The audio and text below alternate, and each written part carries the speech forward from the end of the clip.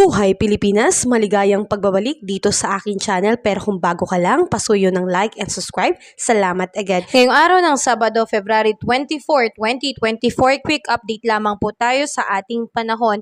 Batay po sa ibinabang hypnosis ng DOST Pag-asa, tayo po ay patuloy na naapektuhan ng hanging amihan o ng northeast monsoon dito po sa extreme northern Luzon. Samantalang ibang bahagi po ng ating bansa ay patuloy pong naapektuhan itong easterlies na nagdadala po ng maulap na papawiri na meron pong tsansa ng pagkakaroon ng ulan, kulog at kidlat. Samantalang asahan po natin mga kababayan sa nakatira po dito sa Batanes at Babuyan Island, northeast monsoon pa rin po ang nakakaapekto na magdadala po ng maulap na kalangitan na meron pong mahinang pag-ulan.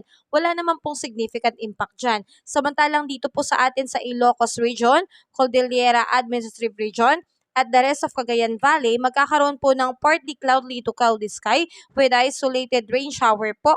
Yan po ay epekto pa rin po ng northeast monsoon. Wala pa rin pong significant impact.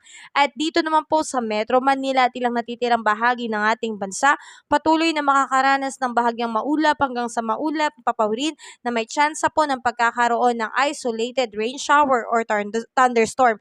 Yan po ay epekto po ng easterlies or localized thunderstorm. May tsansa po ng pagkakaroon ng flash flood and landslide, lalo na po kung magiging tuloy-tuloy po ang pag-ulan at prone area po ang mauulanan. Ito po ay posibleng mangyari kapag hapon at sa gabi. Samantalang asahan po natin dito sa Bicol Region, Northern Samar, Eastern Samar, and Samar ang pagkakaroon po ng maulap na kalangitan na meron pong scattered rain shower and thunderstorm. Epekto pa rin po yan ng easterlies. Posible rin pong magkaroon dyan ng flash flood and landslide, kaya tayo po ay mag-ingat.